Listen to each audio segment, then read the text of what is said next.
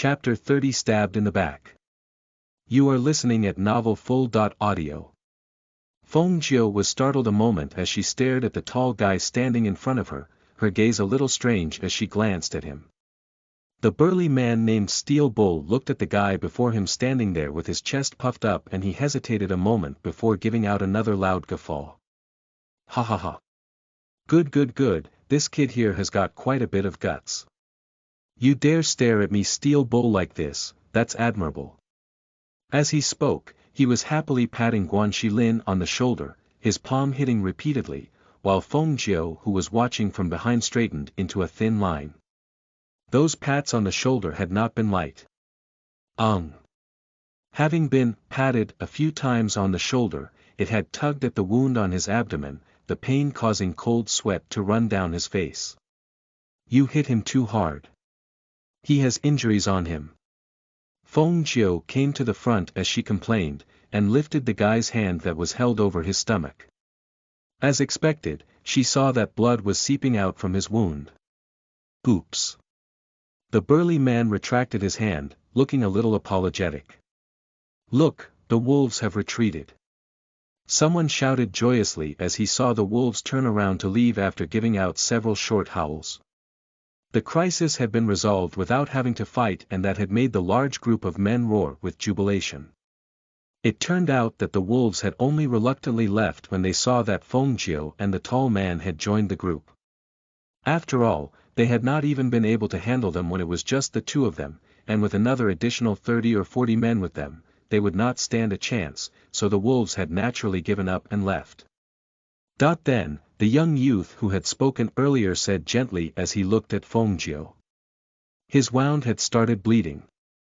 You better look at your elder brother's injury first. He handed her a bottle of medicine as he spoke. Here, I have this medicine that is great for wounds. Cousin, why would you bother so much with them? The young girl complained while stamping her feet, displeased that the young youth was being so nice to two strangers that had appeared so suddenly. It's all right, I have medicine here myself. Feng Jiu said, helping Guan Xilin to slowly sit down below a tree at the side before removing the bandages from his abdomen and reapplying the medicine. Let's go. After securing the bandages once more, she said as she helped him up. Guan Xilin hesitated a moment before he nodded his head and said ORH and followed Feng Jiu to continue on their way. Seeing the two people leaving without saying another word, the middle-aged man who was still feeling rather wary finally relaxed his guard against them, but he did not ask them to stay, as the things they were going to do here on this trip must not have any outsiders with them. After walking for a distance, Guan Xilin was still feeling rather puzzled, and he asked, Little kid, did we agree to ask whether they would let us travel with them? Why did we leave without even asking?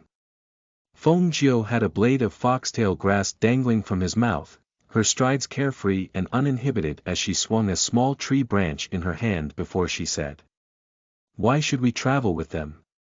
Of course it is for them to lend us a helping hand when there is danger. Wrong. She shook her head and reasoned. One must depend on himself. When one is always thinking of depending on others, he is bound to not survive long. Moreover, the reason we approached the group was to rid ourselves of the wolves. Now that the wolves are no longer following us, why would we want to continue to stick to them? Guan Xilin was speechless as he scratched his head. That sounds quite reasonable, I think. As he spoke, his eyes began to fill with awe and admiration as he looked at the little beggar and continued to say, Little kid, you are so obviously much younger than I am, but you are so much smarter and highly skilled than I am. Of course, you think I am like you. Having gotten yourself stabbed in the back. What stabbed in the back? He asked, not understanding what she was saying. Feng Jiu rolled her eyes and glared at him a moment as she slowly explained patiently. Your wound came from a stab from close proximity, and it was from behind you while you were not aware. It is obvious that someone you know wants to kill you, and you don't even believe me when I say that you are dumb. Chapter 31 Familiar Face Coming in from the West. You are listening at Novel Full. Audio. Upon hearing Feng Jiu's words, Guan Shilin was taken aback a moment and was unable to speak for a long while as he walked with his head lowered in forlorn silence. The two people did not just walk without stopping, as Feng Jiu's purpose in the forest was to pick herbs, and the route they took was windy as they detoured. Especially after having shaken off the pack of wolves off their backs, they often went through areas thick with weeds and wild vegetation. Having picked and plucked along the entire way, she managed to accumulate quite a sizable harvest of useful magical herbs, but from her assessment of the grade of herbs she found in this area, they were all of a more common variety and not anything incredibly precious or rare.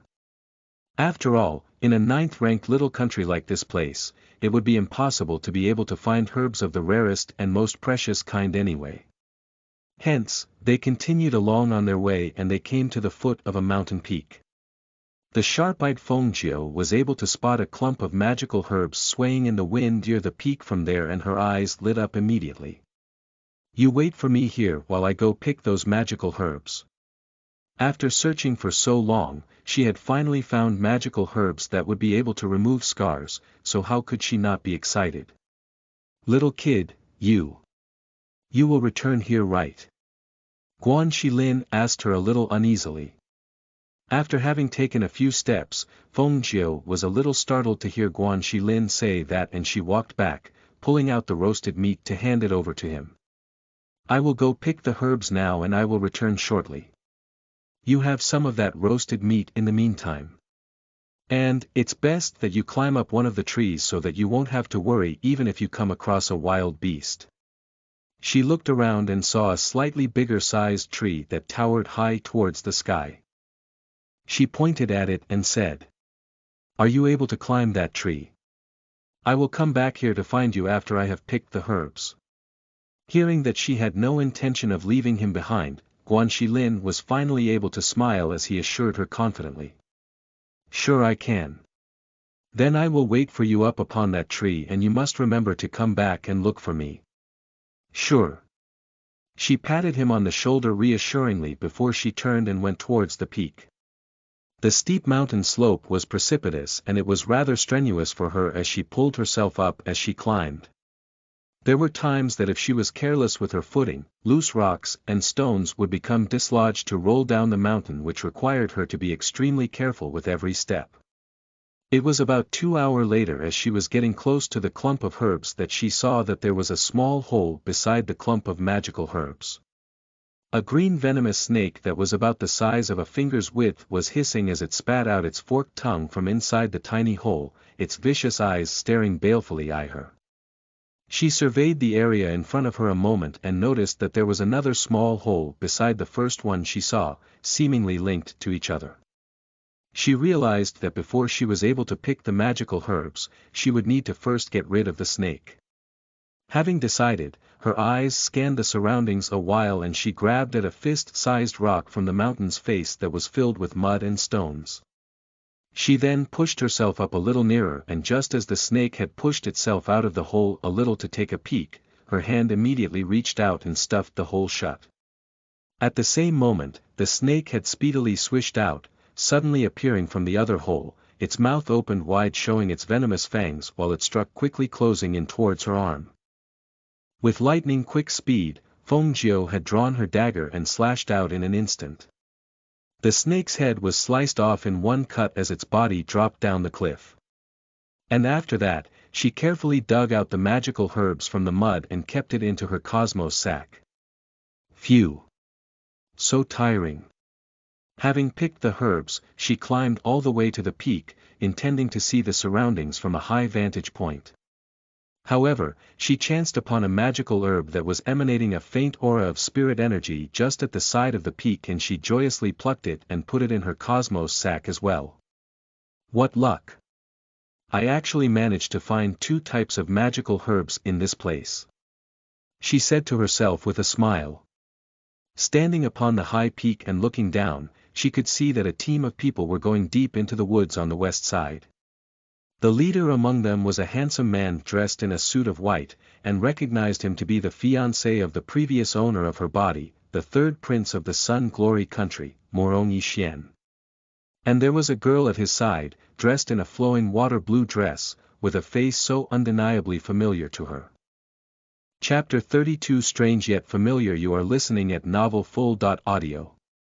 What a surprising coincidence. She mumbled softly to herself, her eyes taking on a chilling gaze. Cloudy Moon City was quite a distance away from here, and even if they rushed, it would still take a few days' journey.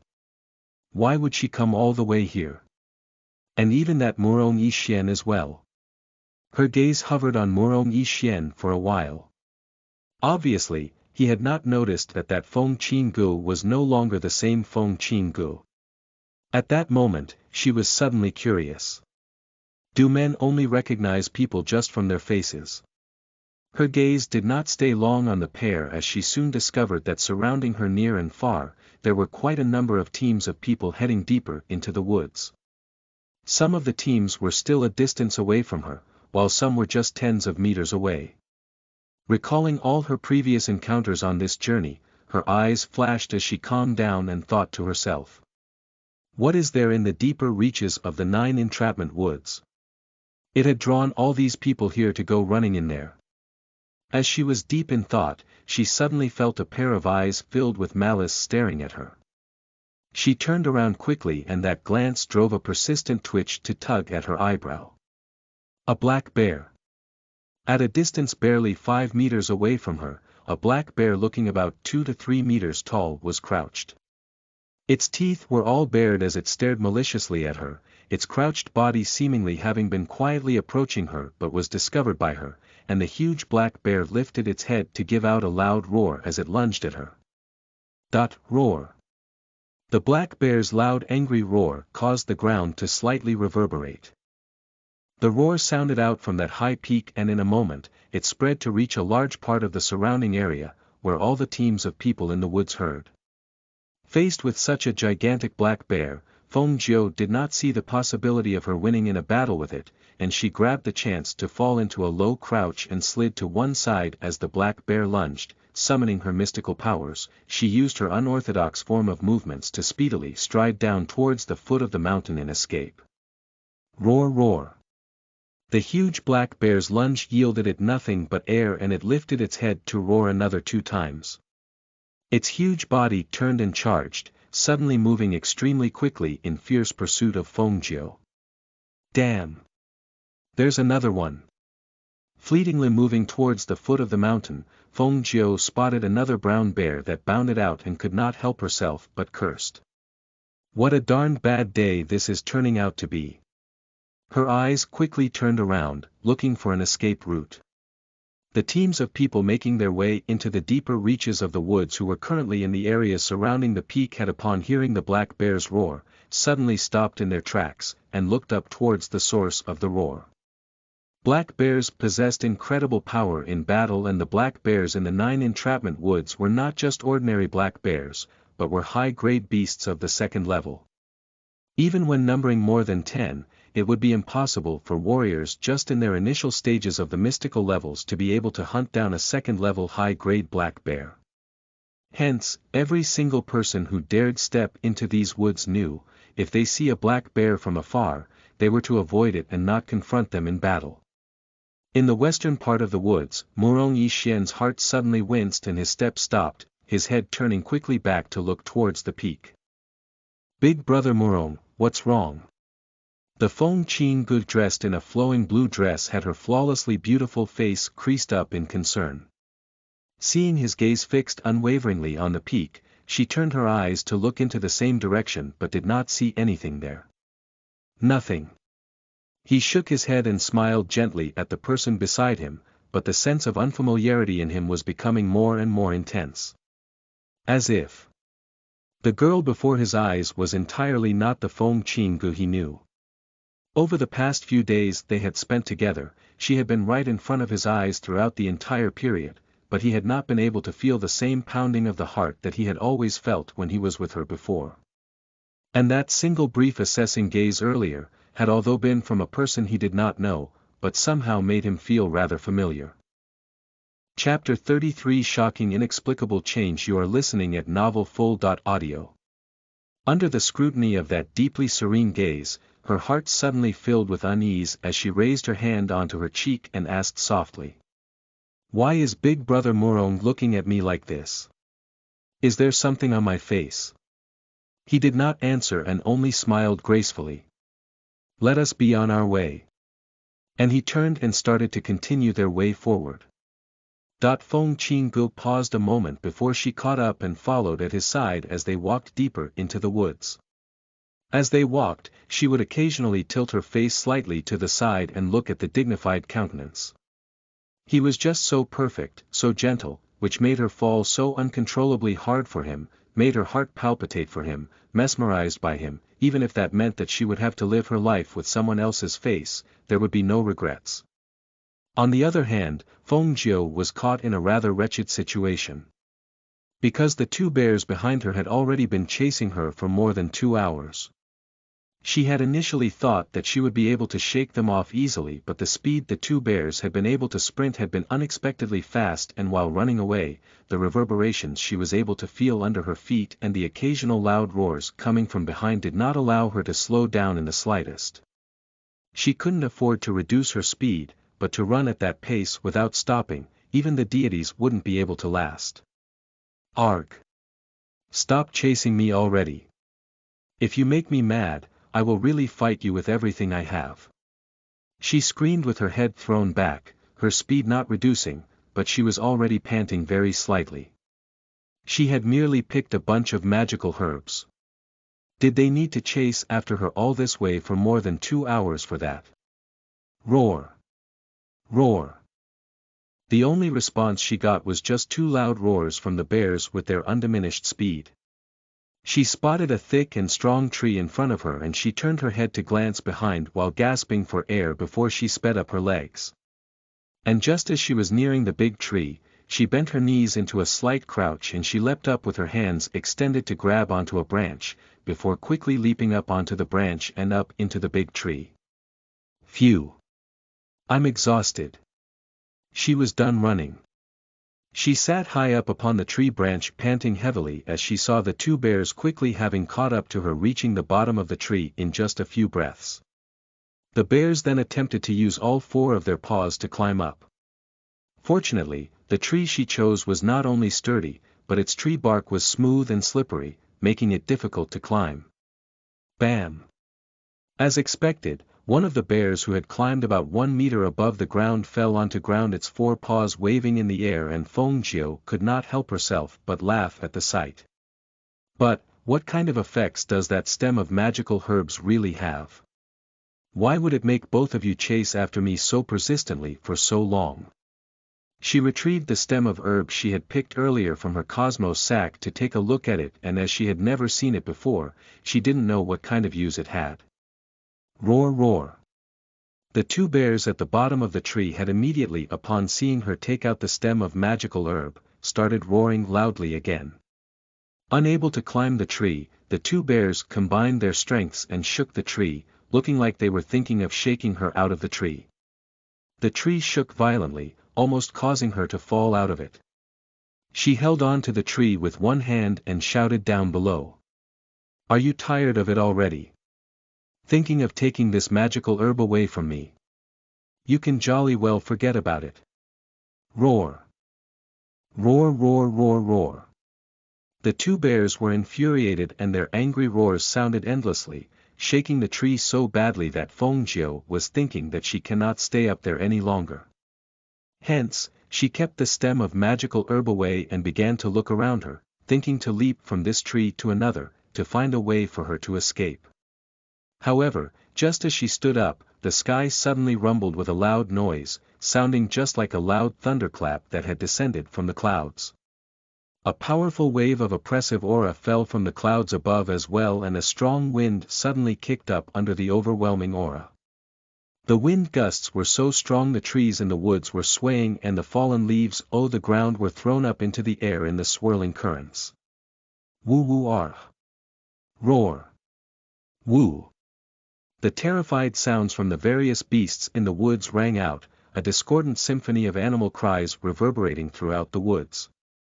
At that same moment, Feng Jiao saw the two towering bears at the bottom of the tree suddenly fallen to the ground in trembling heaps, all curled up in terror. Chapter 34 Ancient Mythical Bios. You are listening at Novel Full. Audio. Feeling every bit of the heavy oppressiveness in the air, Feng Jiao raised up her head to look into the sky. That was when she saw that the entire sky was covered with a mass of cumulus clouds brilliantly lit up in fierce fiery blaze. And the blazing fiery-colored clouds gathered and slowly took shape to turn into a mesmerizing fire phoenix with its wings fully spread. It was a glorious sight to behold, and so beautiful it caused endless pairs of eyes to stare at it transfixed. At that moment, the strange phenomenon in the sky stirred up many instances of ruckus in many parts of the land. Almost all the countries surrounding the Sun Glory country had spotted the phenomenon in the skies above, and powerful exponents from everywhere were suddenly highly excited by the sight. Manifestation in the heavens. That is the sign a sacred beast is born. Clouds of blazing fire, an image of a phoenix. My heavens! It's the ancient sacred beast, the fire phoenix. Hurry! The exponents from the various surrounding countries had, after recovering from shock, gotten highly excited and joyously set off towards the Sun Glory country's 9 entrapment woods. Some rode on flying swords, while some rode their flying beasts, and there were even some who used magical items that allowed them to travel 1,000 miles in a day. They all had only one goal, and that was to seize the ancient sacred beast who had descended onto the mortal realm. Some still not as powerful cultivators who were not capable of vying with the highly skilled exponents could only watch on as the exponents moved out towards the Sun Glory country's 9 entrapment woods and say with a sigh. To think that a place so lowly like the 9th grade Sun Glory country would have an ancient sacred beast appear in it, no one could have expected that. I really wonder what kind of person would that sacred beast fall to. The most powerful exponents had all rushed there. The tiny Sun Glory country would not be able to defend themselves against all the others and keep the sacred beast for themselves. I think the sacred beast will fall into the hands of someone from other countries. That might not be the case. Who doesn't know that destiny plays a bigger part when it came to ancient sacred beasts such as this? I think the fact that the ancient sacred beast's fiery clouds had manifested above the Sun Glory country means that someone with a highly fortunate destiny is there. That's also true. After all, when the ancient green dragon descended, hadn't it been the same thing when exponents from all over had rushed there immediately as well? In the end, not a single one among them managed to even see the sacred beast. Now that you mention it, it is really rather strange.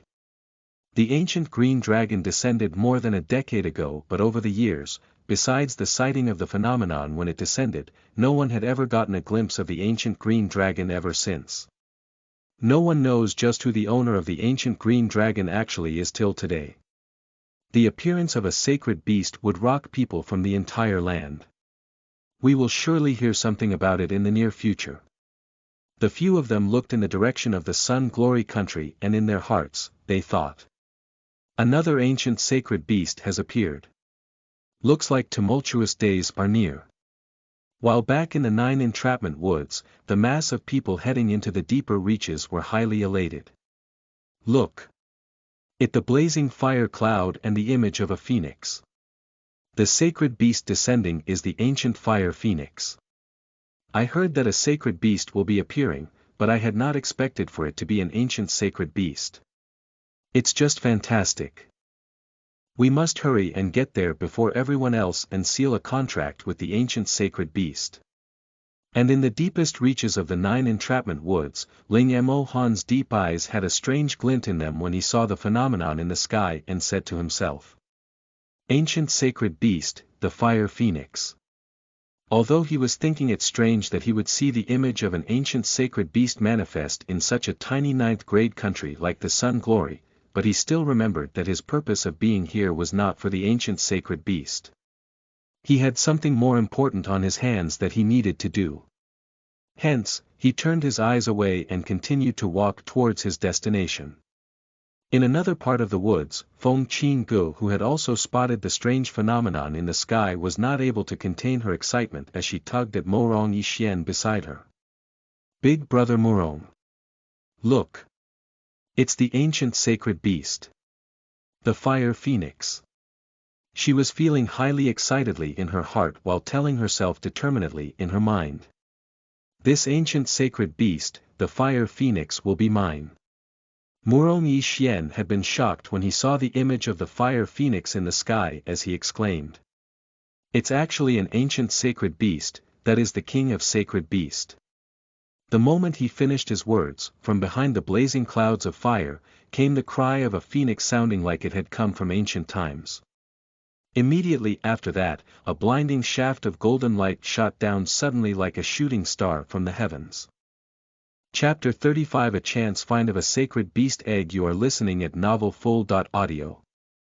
The people in the entire 9 entrapment woods only heard a loud crash reverberate around them. A flash of brilliant golden light with a powerful aura flared outwards from the spot it had crashed. Shock waves visible to the naked eye shimmered and rippled like water as it swept outwards, toppling a swathe of trees with its powerful force. Hurry!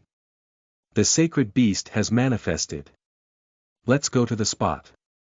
The mass of people shouted excitedly, surging as one towards the loud crash in a mad sprint, deeply afraid that being a single step slower could mean that others would snatch it up. And no one knew that when that golden light had shot down from the heavens, it had actually landed right at the foot of the tree that Feng Jiu was in.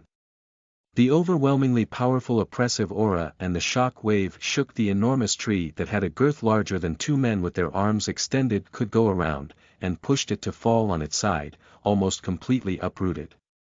Feng Jiu, who was on the tree, had naturally been knocked off the tree by the shockwave to fall towards the ground, to roll into the large hole created by the loud crash landing. Caught in the powerful oppressive aura, she was suddenly finding it hard to breathe and she was suffocating. She was feeling the pain on her face as the shockwave tore past her, and she was not even able to open her eyes. Oof! As she fell deeper down the big hole in the ground, her stomach hit against something sticking out, causing her to groan out in pain. And at that same moment, the surrounding oppressive aura began to gradually dissipate. As the suffocating feeling lifted, Feng Jiu was finally able to stand up, and when she did, she saw the thing sticking out of the ground was actually a glittering golden egg. Is that the phoenix egg from the strange phenomenon in the sky earlier? Her gaze was tinged with wonder, not with surprise, but more like questioning. The 9 entrapment woods was such a big place, and all the other places to crash, it had to choose to crash right beside her. Well, since it's right here before me, it will be a shame if I do not pick it up. And since it chose to crash at my feet, then that means it's mine to keep. She thought about it only a moment. She cradled the egg in her arms to take a look at it. She saw the glittering golden light starting to diminish, and the complicated-looking runes that was initially visible on the egg's shell were disappearing as well. Besides it being gold in color, and with it being several times bigger than an ordinary egg, she didn't find anything else about it to be extraordinary. Glancing around at the surroundings, she did not see a single other person. She had wanted to keep the golden egg in the cosmos sack, and when she opened it, she found that she was not able to stuff it in. That was when she remembered that the cosmos sack could only store inanimate items, and you cannot put anything that is alive in there. Immediately, she quickly stuffed the golden egg into her clothes, summoned her mystical powers and employed her strange steps to speedily leave that place. It was about an hour after she left that the first team arrived. The family clan saw the big hole in the ground and the humongous tree that had almost been completely uprooted and was leaning teetering on one side, and nothing much else but an emptiness. Why is there nothing here? Has someone come here a step earlier than us? The team leader, who was a middle-aged man, was bathed in sweat from his mad sprint. The high anticipation that had filled his heart suddenly turned to rage as he stared at the large empty hole in the ground. Who was it? Who had been faster than us?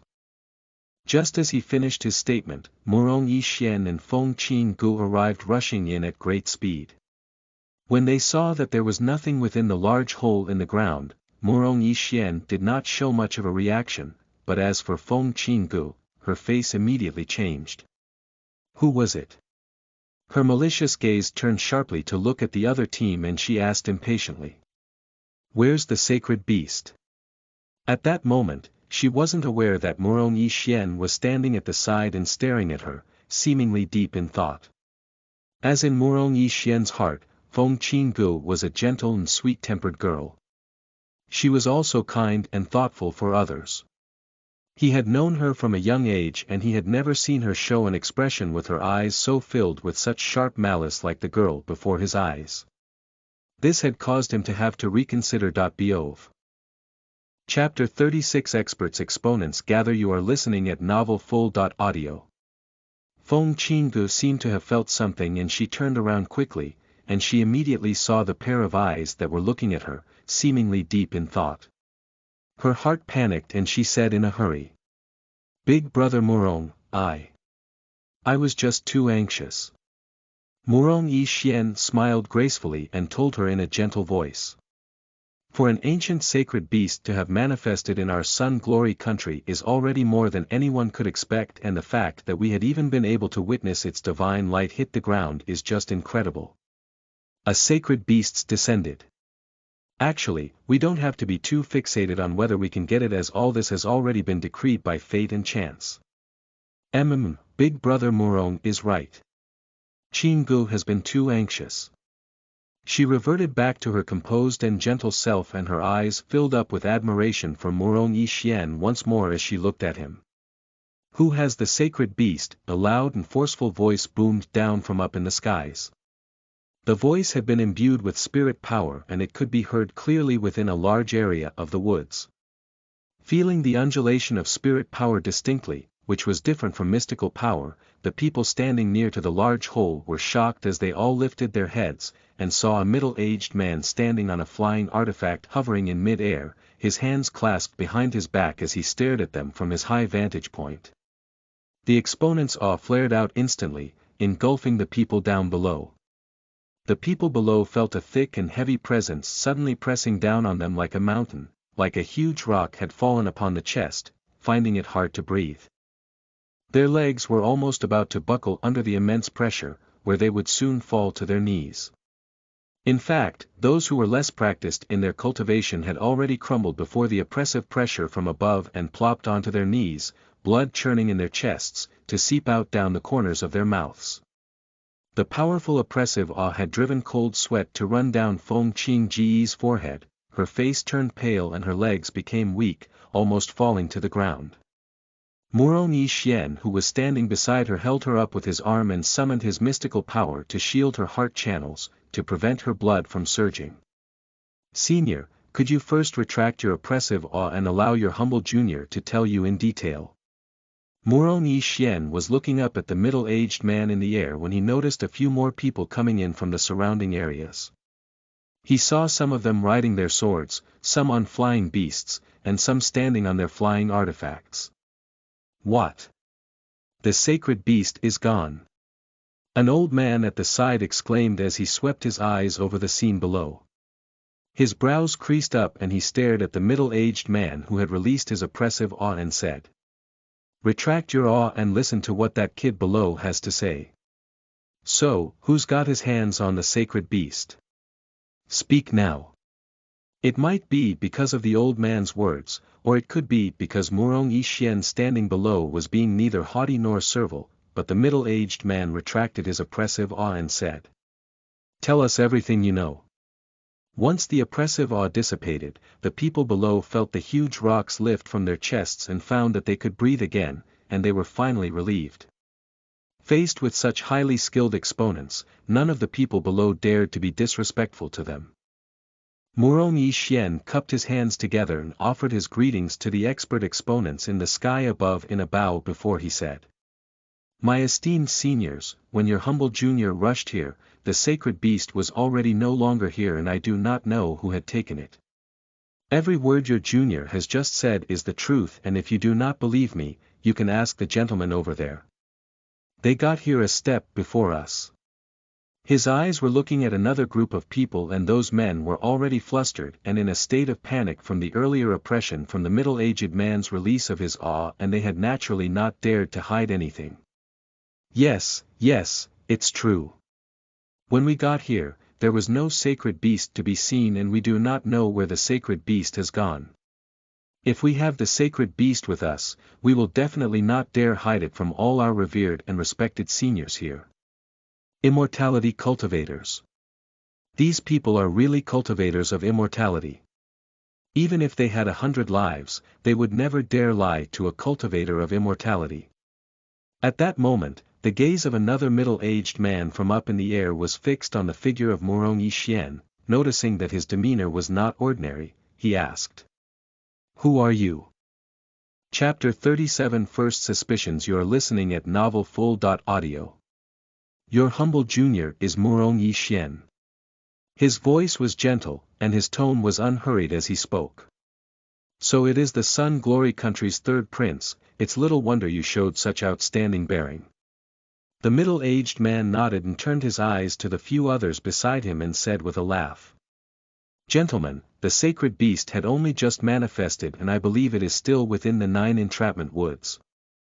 Let's just compete based on our own abilities and see who gets it first." When he finished, he threw his head back and laughed aloud as he rode his sword to go search out the surroundings. When the others saw the man leaving, they were afraid they would lag behind, and they all left right after to search out the surrounding areas as well. When the people below on the ground saw the group left, they all immediately heaved a sigh of relief unconsciously. Cultivators of immortality, and 7 or 8 of them appearing at the same time. Before this, all of them have only heard of these cultivators of immortality and had never been fated to meet one. And the first time that they met them today had nearly scared them out of their lives. Seeing the 7 or 8 cultivators of immortality ride off on their swords so captivatingly graceful, Feng Qingji's eyes were filled with yearning. She turned her head to Murong Yixian beside her and said softly, "Big brother Murong, when we have the chance, we should go together and get ourselves accepted into an immortality sect and learn to cultivate immortality as well." "Sure." Murong Yixian responded in a gentle voice, his handsome face smiling faintly. Seeing that he had nodded in agreement, her heart filled with delight as she said in a pliant voice, "Big brother Murong, are we still going to continue searching for the sacred beast? With those cultivators of immortality here, we will not stand a chance.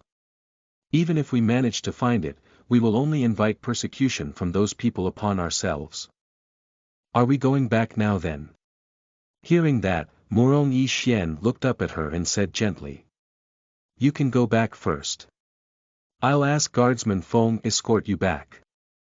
I still need to go to the mountain pass in the deepest reaches of the 9 entrapment woods to help old Qin retrieve some mud from the heart of the well. I'll go with you." She held on to Murong Yixian's sleeve and shook it before saying in a soft voice, "Big brother Murong, I don't want to go back so soon. I want to stay with you. The deepest reaches of the 9 entrapment woods are not like the area around here. Every 100 meters deeper that we move in further would see different dangers. Especially at the heart of the well from the mountain pass. It is said that very few people go there as there are high-grade ferocious beasts of the 3rd level guarding the place. Be good, go back home first and I'll go look for you when I get back." Hearing Murong Yixian's words, Feng Qinggu knew that he would not be letting her tag along, and she could only nod and said, "All right. I'll return home first. Remember to come look for me when you get back." "I will." He smiled slightly, and after glancing once more at her, he picked 10 men from the group he had brought along with him and gave them their instructions. "All of you escort Miss Feng Qinggu back to her residence safely, and if any mishap happens on the way, I will hold all of you responsible." "Yes." The 10 men answered respectfully and went to stand behind Guardsman Feng.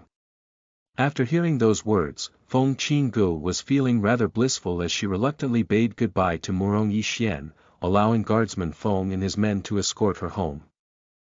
Only after seeing Feng Qingguo had gone a far enough distance, the smile on Murong Yixian's face faded and his deep and calm gaze peered at the far distant figures before he collected himself and hid the deep thoughts and radiance in his eyes. On the other side, hearing the commotion behind her, Feng Jiu gave a great leap and rolled down the slope before picking herself up quickly, all the while cradling the golden egg in one arm as she stuck her back against a clay wall, trying her best to conceal herself behind the weeds in front of her, to escape discovery. A few heartbeats later, a lone cultivator of immortality was suddenly passing through the air riding on a flying artifact, his eyes scanning the woods below for any suspicious figures or signs of movement. Feng Jiu stuck her back tightly against the wall and did not move in the slightest as she held her breath. It was until the figure flying through the air had gradually flown further away and disappeared that she finally breathed out. Phew! That was really close. This egg has really brought me a lot of trouble. Her face creased up in a frown as she stared at the golden egg, thinking how was she going to deal with it. Chapter 38 Deep into the ground. You are listening at Novel Full. Audio. She reached out her hand to knock on it and there was no other sound other than the soft knocking she made. She was thinking to herself that she would not be able to hide the egg in the moment she met someone, she would definitely be found out. Those guys flying in the air were still looking for this egg and they did not look like they will be leaving anytime soon. If she carried this egg with her to go look for Guan Shilin, irregardless whether she would manage to reach there safely, she would be dragging him into untold danger if she was with him. What to do with this troublesome thing? Her brows creased up as she recalled the method to seal a contract from her mind. Her eyes lit up and she immediately bit down on her finger to drip a drop of blood on the shell of the egg. But somehow, that drop of blood was not absorbed into the shell of the egg but had instead rolled down the side. She stared hard at it and said, "Isn't it said that before beast types are born, dripping a drop of blood on them would contract them to you? Was that a hoax?" She did not give up and she squeezed out another 2 drops of blood to drip on it, but there was still no response. Finally, she had no choice but to give up. "Ha! What's that noise?" She pricked up her ears and looked around, finally discovering that the faint noise seemed to be coming from below the ground. As expected, when she looked down and observed the ground around her, she saw a spot that some earth was being pushed up, like something underground was boring through it. Burrowing gopher. It shouldn't be. There isn't any burrowing gophers that is this big. She stuffed the golden egg into her clothes before her chest and had wanted to leap off the rumbling ground and her head had just popped up and she immediately saw a middle-aged man riding a sword towards her area not too far away and she instinctively backpedaled. But that one step backwards had put her foot over loose soil and her entire person lost her balance and she fell into a home below the loose soil's surface. "Oh!" She cried out in surprise and everything suddenly turned black. Her body slid down a steep drop and the incredible speed that everything was happening it did not allow her any time to react. Meanwhile at the top, just after Feng Jiu had down the slide, 2 burrowing gophers stuck their heads out of the ground, and chittered a few times as they looked to their left and right. Shortly after, they once again went back to digging, to fill up the hole that had been exposed to the surface. Riding on his sword, the middle-aged man who was searching for the source of the sound earlier looked all around, but did not see any human around nor could he detect the presence of anyone there before he frowned deeply. "Did I hear it wrongly?" He released his consciousness to spread over the area a few times and when he still did not find anything, he finally left the area still riding his sword. "Ha!" Underground, Feng Jiu's cry of surprise reverberated in the tunnel as her body continued to slide down. It was completely dark and she could see nothing. She only knew that the tunnel zigzagged left and right as she slid all the way down. Midway through the unstoppable fall, her foot seemed to have kicked into something fleshy and with a shrill squeak, that soft ball of flesh had rolled down together with her. Bam! Ouch! Arg! She cried out in pain as her body fell forward from the momentum of the crazy slide. But she did not fall into the ground. She had fallen into the soft and fleshy thing that had been before her down that slide. Ow ow. That really hurts. Having slid down at such a pace all that way, the abrasions on her body could not be imagined as she felt her entire body burning up in pain. Even then, when she saw the countless pairs of eyes surrounding her staring at her as they glowed a dull green in the dim darkness, she quickly leapt up. Squeak squeak. Squeak squeak squeak squeak. Mice. She felt her skin crawl. Hearing the noises, they sounded like mice. But in the darkness, she could faintly see that the shape did not seem to be like the common type of rodents, and they were still continuing to come surround her at that moment. When she realized that the hole she was in was big enough to accommodate a human while her eyes were seeing all the rodent-type animals before her, her body immediately tensed up tightly. Burrowing gophers.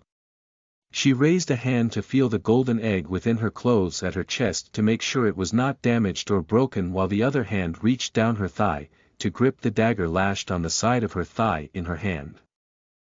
Chapter 39. Fallen into a Nest of Mice. You are listening at novelfull.audio. Squeak squeak squeak. Surrounding her on all sides were about 40 or 50 of those burrowing gophers, and every single one of them were of an enormous size. At that moment, she was surrounded by all of them, one by one, all staring at her, squeaking incessantly. With the powers she had, how was she going to get herself out of this predicament? Kill all of these 40 to 50 burrowing gophers. These burrowing gophers were obviously mutants, and they might not be that easy to take out. As she thought through her options, she felt a fierce wind rush from the side and saw a burrowing gopher leaping at her after giving out a squeak from the left. She pushed the pain-wrecking at all parts of her body away from her mind, and her eyes steeled as they swung around with her hand lashing out, gripping the dagger at the same time. A faint red glow of mystical power aura encased the sharp dagger, slashing out through the air with a swoosh, aimed at the attacking burrowing gopher. At that moment, the rest of the 40 to 50 burrowing gophers squeaked out, and they all leapt at the same time at her, completely surrounding her, biting and clawing. Arf! The pain caused her to cry out, but even with 40 to 50 burrowing gophers biting and tearing at her, the speed of her slashing dagger did not slow in the slightest. At that moment, she was like the incarnate of death as she screamed out while her body spun with her dagger lashing out lightning quick, piercing and pulling back, only one lone thought filling her mind, and that was to stay alive. Squeak! Squeak squeak! The number of fallen burrowing gopher corpses on the ground grew more and more, and the rest of them did not dare to come too near her anymore. The corpses of the burrowing gophers had already piled up to form a little hill around her, and a thick stench of blood hung heavily pungent in the dark little space. As for her, Fengjiu was covered in dripping blood, both her own and the blood from the burrowing gophers. Come on. Not going to leap at me anymore. Her icy tone was heavily laced with devilish challenge, and her gaze swept over every single one of those slowly retreating burrowing gophers. Her entire body flared with bloodthirsty murder, and her gory blood-covered self made her look every inch like the blood-drenched death come to claim their lives. The terrifying bloodthirstiness emanating from her entire being alone was enough to make the rest of the burrowing gophers too frightened to take a step forward. Too scared. Ha! I am not done with the slaughter. The same moment her malicious voice stopped, her body immediately moved, the sharp dagger gleaming chillingly as it thrust towards another burrowing gopher. The incredible speed that the dagger moved at did not allow it to even dodge. Squeak! A pitiful squeak sounded, warm blood flowed, and another burrowing gopher was killed by the dagger. Squeak squeak! The rest of the burrowing gophers, numbering slightly more than 10, squeaked loudly and ran away through the tunnels in a panic. She bit down on her lip as she stared at the tunnels a moment, before she went step by step towards a direction where she felt a slight breeze. With every one step she took, she left a footprint, and with every footprint, she left behind a drop of blood. She walked for almost close to an hour, and the first sound she heard was the sound of flowing water, and thereafter, a gradually brightening ray of light. As there was water present, the surrounding air was rather humid, and she bit down hard with every step, tolerating the almost unbearable pain, taking step after step, till she reached the flow of water. It was a deep pool, the bottom not visible but the water was crystal clear. The water was moving and flowing, but it was not known where it flowed out to. There were no other routes that she could see from here, the slanted light rays were coming from above her head seemingly like she was at the bottom of a deep gorge. As water flowed down the steep walls in thin rivulets, they were covered in green moss and algae, while vines hung down. She gave them one glance and she turned her eyes back. What she needed to do now was not to leave this place, but to be concerned about the wounds and injuries upon her body. If those bites and scratches from the burrowing gophers were not treated, they would become infected and fester. Fortunately, she had chanced upon this clear pool of water. She removed the blood-drenched clothes off her body and carefully placed the golden egg aside, before she slid herself into the pool, letting the clear and cool water cleanse and wash out her wounds.